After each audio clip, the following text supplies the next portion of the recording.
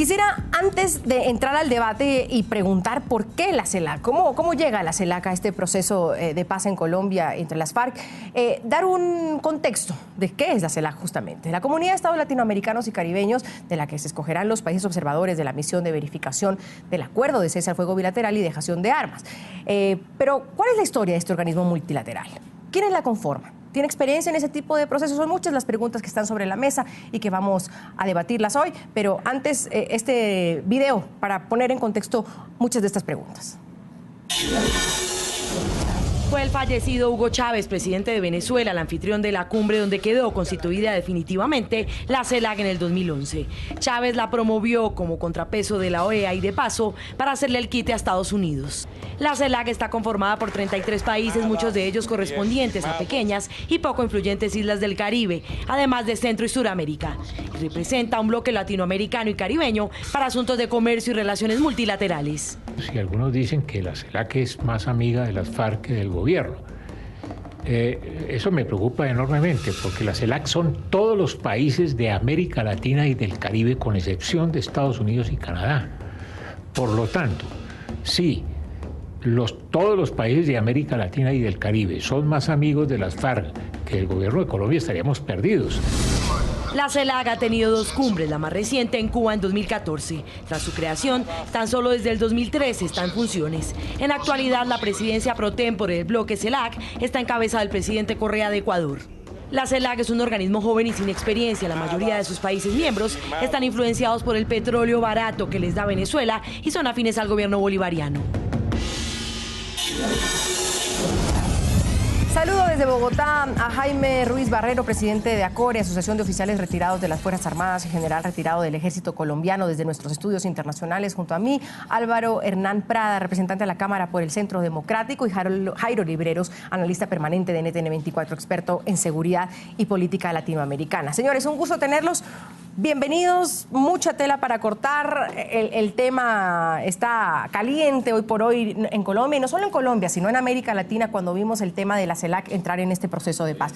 Jairo, ¿por qué la CELAC? Bienvenido. Andrea, es un gusto estar contigo, un saludo al representante y al general que nos acompaña desde Bogotá. Andrea, sé que se ha despertado una polémica muy grande, pero creo que se está contando la mitad de la historia. La CELAC no surge en el 2012 o en el 2010 o en el 2014 en Venezuela y mucho menos en México. Hay que tener en cuenta que esta organización surge realmente en el año de 1986 por iniciativa colombiana, cuando el presidente Belisario Betancur creó el grupo de Contadora. Contadora, de la mano de Venezuela y México, buscaba la paz en Centroamérica. Fue tan exitosa la iniciativa que en el año de 1985 se crea el grupo de Amigos de Contadora, con presencia de Brasil, Argentina, Perú, y se suman dos países centroamericanos. Fue tan importante, Andrea, que se logró crear Esquípulas 1, Esquípulas 2, y Esquípulas 2 le permitió a un personaje famosísimo centroamericano, el expresidente Oscar Arias, ganarse el Premio Nobel de Paz en el 86. Fue tan grande y tan importante el Premio Nobel de la Paz del 86 que se crea en el año de 1986 en Río de Janeiro el Grupo de Río, que es heredero del Grupo de Contadora. Empieza a perder mucha visibilidad el Grupo de Río, y en el año 2012 en México se lanza la CELAC, heredera de toda la tradición del Grupo de Río, del Grupo de Amigos de Contadora, y el Grupo de Contadora se lanza formalmente 2 años después en Venezuela. Y si uno mira a nivel internacional, qué pena lo que yo te voy a decir, no existe una organización multilateral regional que tenga tanta experiencia en manejar procesos armados de desmovilización, y te cito 4: Salvador, Guatemala, Nicaragua y Honduras. Yo voy a dejar que eso lo cuestionen nuestros otros invitados. Yo entro a preguntar, y perdón, señores, que todavía no les doy la pregunta, porque lo que ha puesto Jairo sobre la mesa, yo tengo muchas preguntas. En muchas cumbres de la CELAC, una de ellas fue inaugurada con homenaje a Hugo Chávez. Sí. El propio Hugo Chávez se apoderó de la CELAC en ese 2010 en Puerto del Carmen, en México, bellísimo balneario, sí, y dijo incluso él, fuera Estados Unidos, y lo puso como un paralelismo a la OEA. ¿Por qué? Porque Estados Unidos no estaba dentro de la CELAC. Se apoderó el chavismo de la CELAC luego de lo que tú estás hablando. O sea, entendemos que era el Grupo de Río y que sí, tienen estos antecedentes, sí, pero hubo una transformación de la CELAC a la que hoy está en ese proceso de paz, a la de que esas casi 15 islas antillanas que han dependido del petróleo de Venezuela y han votado incluso dentro de la OEA, en contra de muchas cosas de Colombia que quiero mostrarles más adelante. ¿Es otra CELAC de las que estás hablando ahora, Jairo? No, yo creo que es la misma CELAC. Si uno mira el propósito que presentó en su momento el presidente Hugo Chávez a consideración de la comunidad latinoamericana en la Ribera Maya, es un lugar preciosísimo, como tú lo dices, él fue derrotado. La iniciativa que se gane y que termina siendo aprobada para fortalecer al Grupo de Río con el mismo nombre de CELAC fue la del presidente Felipe Calderón, que no solamente era el anfitrión, sino que hizo un proceso muy importante. Sin duda, la capacidad mediática de un hombre como Chávez pues concentró toda la atención mediática, pero hay que tener en cuenta que Estados Unidos nunca hizo parte del Grupo de Río. En esos momentos lo que se buscaba crear era un organismo que le diera sombra a la Organización de Estados Americanos, especialmente por esa lamentable gestión del chileno Miguel Insulza. Señor Hernán Parada, bienvenido. Pues ahí le dejo los micrófonos para que empezamos el debate a raíz de lo que nos está diciendo Jairo y también preguntarle a usted, ¿por qué la CELAC? ¿Por qué no la OEA? Porque, bueno, algunos dicen, bueno, es que se encontró el punto intermedio, no quedaron en UNASUR. ¿Por qué la CELAC? Porque sin duda, Andrea, aquí lo que se ha venido haciendo en este proceso, que no es un proceso de paz, sino un proceso de impunidad para la guerrilla terrorista de las FARC, es complacer a las FARC en todo, en absolutamente todo. Entonces, el gobierno nacional hace un anuncio e invita a la ONU.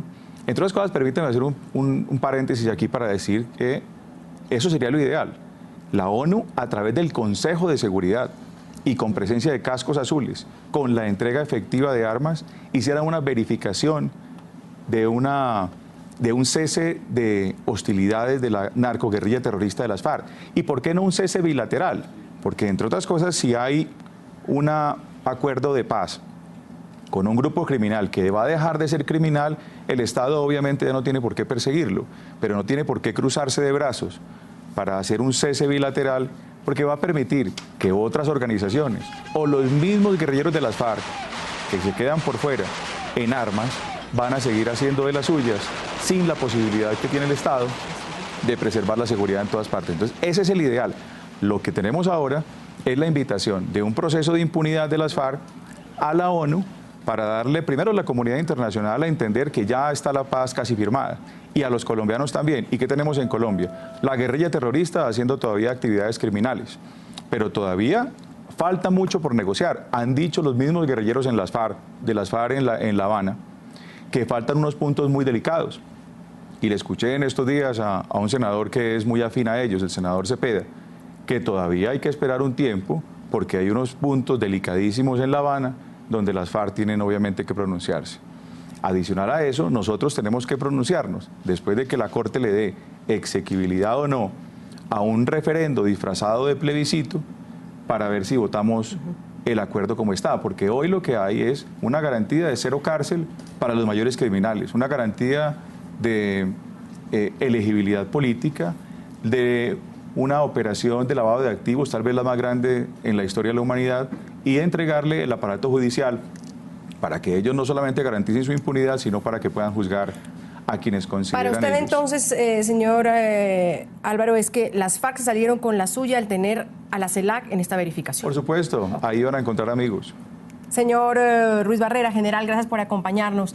¿Qué opina usted de tener a la CELAC en este proceso de paz y como verificador de un cese bilateral y de una dejación de armas y casi llegando a la recta final encontrarse con la CELAC? A ver, Andrea, cordial saludo, buenas noches. Buenas noches. Y también saludo para Jairo y para el honorable representante que nos acompaña. Total equivocación en la designación de la CELAC como organismo que vaya a verificar el cese al fuego y la entrega o dejación de armas. Y no se toca también una cosa importantísima, no se dijo en el comunicado, que es lo relacionado con la desmovilización.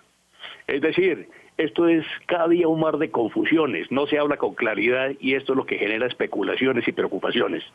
Al interior de la reserva estuvimos esta mañana analizando este comunicado y mirando antecedentes y demás. Esta CELAC no es un organismo confiable, sea cual fuere su origen, porque las FARC insistentemente, desde hace algún tiempo, han venido pidiendo que sea la CELAC quien tenga que ver, en caso de presencia internacional, con algo de verificación respecto a este proceso. ¿Por qué? Porque es favorable, porque asume posiciones sesgadas. ¿Qué va a ocurrir? De la CELAC salen los observadores, los designan las Naciones Unidas, ¿no?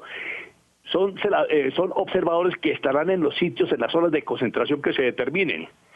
El reporte de ellos no va a ser confiable. Entonces, una cosa es la veeduría internacional, ¿no? O la verificación internacional, y otra la nacional. Nos corresponde a nosotros y no a los cascos azules, aquí en el territorio nacional, estar en cualquier anillo de seguridad, por separado que esté, para verificar que se cumpla lo pactado respecto a lo que se debe hacer en las zonas de concentración y poderle garantizar a la población colombiana seguridad territorial en todos los rincones del país.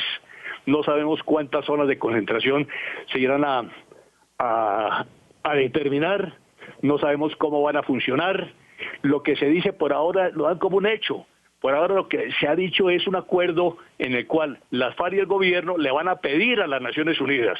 Las Naciones Unidas tienen que hacer la consulta a través del Consejo de Seguridad. Se tiene que producir una resolución. 15 países que integran esa comisión tienen que resolver de manera unánime si se acepta o no se acepta la petición. Hay 8 o 10 países en conflicto armado que están haciendo peticiones similares y no ha habido respuesta. Esto tiene unos costos y unos costos altos. La logística vale mucho dinero. No se ha hablado de eso. Lo dan como un hecho. Presentan un mensaje engañoso con este comunicado. Entonces, que hablemos las cosas con claridad. Bajo ninguna circunstancia podemos aceptar desde ya, ¿no?, esta cuestión, por ejemplo, relacionado de la, y como lo han venido diciendo, la de las armas.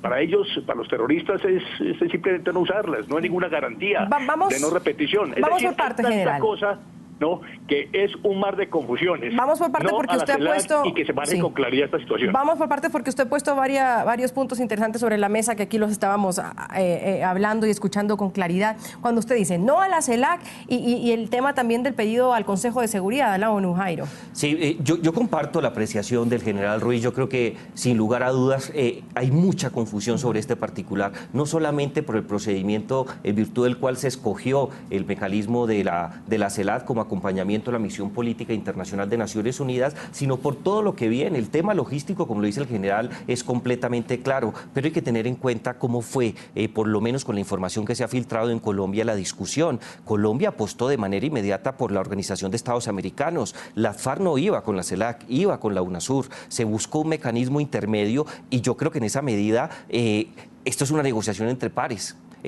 que muy seguramente, y yo estoy de acuerdo con la apreciación también que hacía el doctor Prada, en el sentido de que no podemos concederle todas las FARC, pero en ese proceso creo que el mejor mecanismo era el camino intermedio, que era la CELAC. Entonces que la CELAC es el punto medio. Es el punto medio. En estos momentos hay un tema. La OEA no es del agrado para muchas organizaciones en América Latina. ¿Pero y por qué es el punto medio? Porque no está Estados Unidos. No es el punto medio porque no está Estados Unidos. ¿Y si está Cuba? Está Cuba y además tiene algo particular. No olvidemos algo que yo creo que vale la pena traer a colación, especialmente por las frases que trae el general Ruiz, y es lo siguiente: va a ser conformada con personas expertas en estos temas. Primero, quien va a llevar la batuta, sea en la CELAC, sea en la UNASUR o sea en la OEA, en el caso colombiano se llama Uruguay, es el quinto país a nivel internacional con más experiencia en misiones internacionales de la paz, es el ejército que más compromisos internacionales ha asumido. En el caso de América Latina, no hay ningún otro que le llegue siquiera cerca, ni siquiera Estados Unidos, en este tipo de experiencias. Y dos, Andrea, no nos olvidemos algo, dentro del comunicado del Gobierno Nacional, que es confuso, estoy de acuerdo con eso, hay algo que es valioso: no va a estar conformado por países que compartan territorialmente fronteras con Colombia. De ahí también tengo mis preguntas, que ya voy para allá. Representante, usted decía que se le está dando gusto a las FARC, pero con lo que hablábamos con Jairo de, bueno, no está Estados Unidos, está Cuba, y por eso es el punto intermedio. ¿Cuba está poniendo entonces condiciones también por ser el país anfitrión? ¿Pudo poner sus condiciones Cuba? Las ha venido poniendo desde que arrancó el proceso.